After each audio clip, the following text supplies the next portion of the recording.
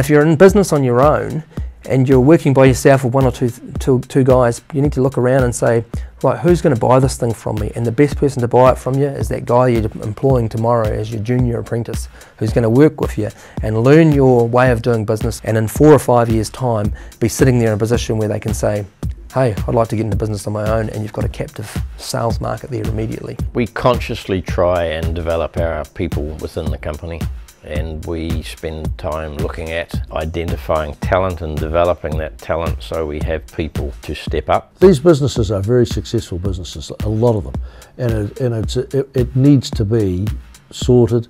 People need to see that they have value in their businesses and that they can pass them on and sell them or whatever they need to do to ensure that succession takes place. As time goes by and age plays its part, I'm gonna, more than likely taper off a little bit, and I would like to think that developing things now, looking forward while I've got a lot of energy and I'm still relatively young, I can look at key points of the business and the way it works. The guys in that 25 to 30 that are wanting a challenge, and I'm sure that there's a pretty clear route out there. I talked before about the power of branding. All of those things give you something to sell at the end of the day, not just a customer list and a van with some tools. So I think the industry is adapting. It will be hard to let go, but I know for the survival of the business moving forward, if I was to sort of pass the baton, if you like, it would be writing a script, and this is our makeup and this is how we function.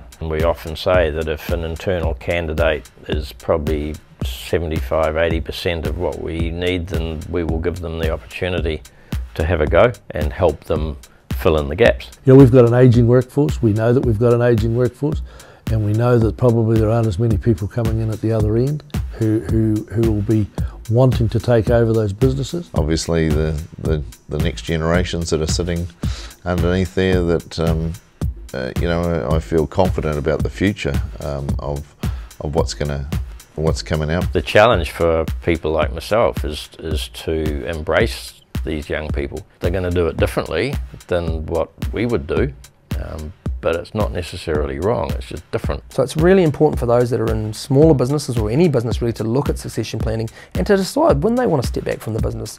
And maybe it doesn't mean selling the business and walking away. Maybe it means bringing someone in as a partner or shareholder and working with them. And there's no better way to get more value out of your organisation and actually selling it down progressively over time to someone else.